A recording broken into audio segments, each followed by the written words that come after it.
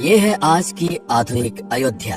तो चलिए इसे गहराई से जानने की शुरुआत करते हैं। बस अड्डा राम मंदिर से 7 किलोमीटर की दूरी पर 14 बीघा जमीन पर 219 करोड़ की लागत से लखनऊ हाईवे पर नया बस अड्डा बनकर तैयार है। रेलवे स्टेशन मंदिर से 1 किलोमीटर की दूरी पर 240 करोड़ रुपए में नया रेलवे स्टेशन डिजाइन किया गया है। भविष्य में अयोध्या से दिल्ली, मुंबई, चेन्नई, बेंगलोर, पुणे, कोलकाता, नागपुर, लखनऊ और जम्मू जैसे शहरों के लिए विशेष रेलगाड़ियां चलाई जाएंगी। हवाई अड्डा 1450 करोड़ रुपए में लगभग 1300 बीघे में फैला हुआ प्रयागराज हाईवे पर नाके के पास बनाया गया है नया एयरपोर्ट। यहाँ से राम मंदिर की दूरी से 12 किलोमीटर है। भविष्य में कई बड़े महानगरों के लिए सीधे उड़ानें उपलब्ध होंगी। घाघरा जलमार्ग अगर आपके पास अपनी खुद की मोटर बोट है तो छपरा से घाघरा यानी सरयू नदी की सैर करते हुए लगभग 300 किलोमीटर नदी में चलकर भी अयोध्या पहुंच सकते हैं। भविष्य में इस रूट के लिए भी मोटर बोट चलाए जाने का प्रस्ताव है। राम मंदिर अयोध्या के राम मंदिर की कुल कीमत है 1800 करोड़। पूरी तरह बन जाने के बाद अयोध्या का मुख्य आकर्षण होगा। राजस्थान के मशहूर मकराना के पत्थरों से आकार लेते इस मंदिर की अनुमानित उम्र होगी लगभग 1000 साल। 22 जनवरी को पहली मंजिल का उद्घाटन होगा, जिसमें राम की बाल्यावस्था की मूर्ति रखी जाएगी। बाकी की 2 मंजिलों का कार्य चलता रहेगा।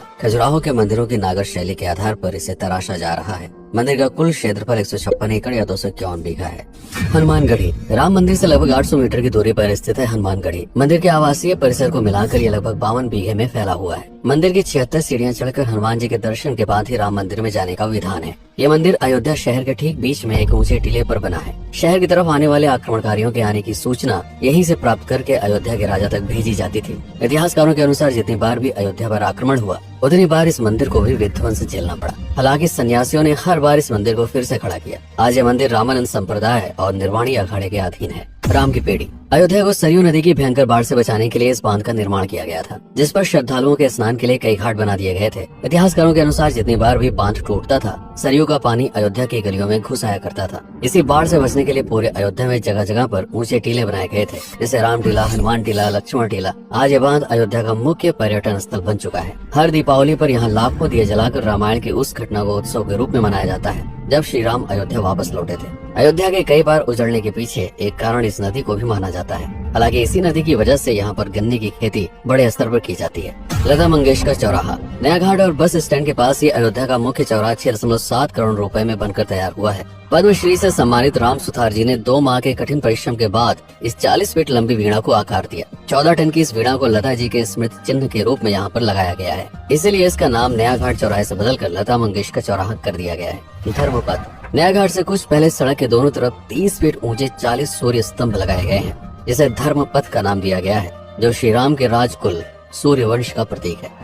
दशरथ समाधि स्थल नए बस अड्डे के बगल से एक पतली रोड कछार से आगे बढ़ते हुए लगभग 12 किलोमीटर दूर ले आती है दशरथ समाधि स्थल, जो बिलहर घाट पर मौजूद है, जिसके बारे में मान्यता है कि यहाँ पर राजा दशरथ का दाह संस्कार हुआ था। राम मंदिर के साथ ही इस जगह को भी पर्यटन स्थल के रूप में विकसित किए जाने की योजना पर कार्य चल रहा है। भरत कुंड अयोध्या से 15 किलोमीटर दूर है नंदीग्राम। यहाँ मौजूद तालाब को भरत कुंड कहते हैं। मान्यता है कि इसी जगह से भरत ने पूरे अयोध्या का राज कार्य संचालित किया था। पर्यटकों के लिए इस स्थान को भी विकसित किया जाएगा। गुप्तार घाट राम की बेड़ी से सरयू नदी के किनारे चलते हुए 10 किलोमीटर दूर स्थित है गुप्तार घाट। ये कैंट एरिया में पड़ता है। इस जगह को श्री राम के जल समाधि के रूप में महत्व दिया जाता है। इसके अलावा अयोध्या नगर में हर गली में कई विशेष मंदिर है, जिनकी अपनी मान्यताएं हैं, कथाएं हैं, विशेषताएं हैं। पूरी तरह से विकसित हो जाने के बाद नई अयोध्या को पूरी तरह से जानने के लिए, इसका आनंद लेने के लिए कम से कम 3 दिनों तक यहाँ रुकने की आवश्यकता है। देश विदेश से ज्यादातर पर्यटक भारत आते हैं उत्तर प्रदेश में आगरे का ताजमहल देखने और प्राचीन नगर काशी और सारनाथ घूमने। प्रश्न ये है कि अयोध्या घूमने और श्री राम का मंदिर देखने के लिए भला विदेशी क्यों आएंगे? और इसका कारण है भारत में लिखी गई राम कथा की सबसे पहली और प्राचीन पुस्तक रामायण। भारत में रामायण के अलावा कंबोडिया में रीमकेर, थाईलैंड में रामकियन जो कि वहाँ की राष्ट्रीय पुस्तक है, इंडोनेशिया में ककनिक, नेपाल में भानुभक्त रामायण जैसी पुस्तकों में वाल्मीकि की रामकथा से प्रेरणा लेकर इसे अपने अपने देश की संस्कृत के हिसाब से फिर से लिखा गया है। पात्रों के नाम कुछ नई घटनाओं के अलावा मूल रामकथा सभी में एक जैसी है। इसके अलावा भारत में ही रामकथा को लेकर संस्कृत में 7 संस्करण, हिंदी में 3 संस्करण, गुजराती में 47, उड़िया में 14, तेलुगु में 5, कन्नड़ में 4 और अन्य भाषाओं में लगभग 17 संस्करण मौजूद है। इसके अलावा लिखे गए नाटक, कविताएं आदि को भी अगर मिला दिया जाए तो इस दुनिया में 300 से अधिक तरह से राम कथाएं बार बार लिखी गई है। इन सभी राम कथाओं पर कई विशेषज्ञों ने समय समय पर अध्ययन किया और अपने विचार दिए। Father Camille Bulcke, Hermann Jacobi, Wendy Doniger, Edward अल खरर, Alf Hiltebeitel, Paula Richman, Aubrey Menen, Ramesh Menon, Radha Vishwanath, Shantanu Gupta, Meenakshi Jain, लाला सीताराम, स्वामी ज्ञानानंद सरस्वती जैसे कई लोगों ने समय समय पर राम कथा को लेकर गहन शोध किया और इसमें छिपे हुए मूल कथा के साथ ही इसके इतिहास को समझने का प्रयास भी किया। राम कथा थी कौशल प्रदेश के द्वारा किष्किंधा और लंका पर विजय प्राप्त करने की पहली बार एक अखंड भारत के निर्माण की। रामायण महत्वपूर्ण इसलिए हो जाता है क्योंकि ये अखंड भारत युद्ध से अधिक व्यक्ति के आदर्शों, सूझबूझ, मित्रता जैसे गुणों से स्थापित हुआ।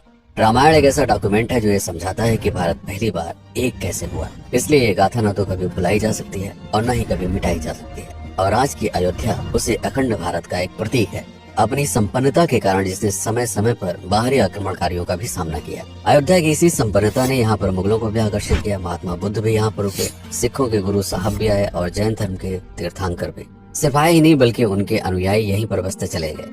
अयोध्या कितनी बार बसी, कितनी बार उजड़ी, इसके बारे में बहुत अधिक प्रमाण उपलब्ध नहीं है। सूर्यवंश के पतन के साथ ही अयोध्या का भी पतन होता रहा। बीच में कई सौ सालों तक अयोध्या मानो विलुप्त सी हो गई। इसका कारण क्या था, इसका कोई प्रमाण नहीं है। अयोध्या को फिर से खोजकर उसे स्थापित करने में बार बार राजा विक्रमादित्य का नाम आता है, लेकिन विक्रमादित्य एक उपाधि है जिसे कई राजाओं को दिया गया था। तो ये कहना मुश्किल है कि किस कालखंड के कौन से राजा ने यह कार्य किया। कुछ विशेषज्ञों का मत है कि यह काम उज्जैन के राजा विक्रमादित्य ने किया होगा।